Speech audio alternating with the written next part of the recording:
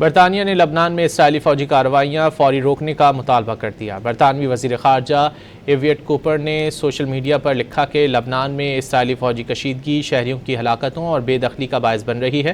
مسلسل حملوں سے بنیادی ڈھانچے کو نقصان پہنچایا گیا ہے اور سفارتکاری کے لیے موجود گنجائش کم کر دی گئی ہے۔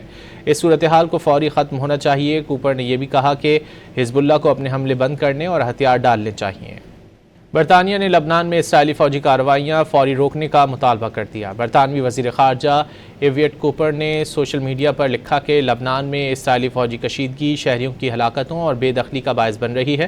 مسلسل حملوں سے بنیادی ڈھانچے کو نقصان پہنچایا گیا ہے اور سفارتکاری کے لیے موجود گنجائش کم کر دی گئی ہے۔ اس صورتحال کو فوری ختم ہونا چاہیے۔ کوپر نے یہ بھی کہا کہ حزب اللہ کو اپنے حملے بند کرنے اور ہتھیار ڈالنے چاہیے۔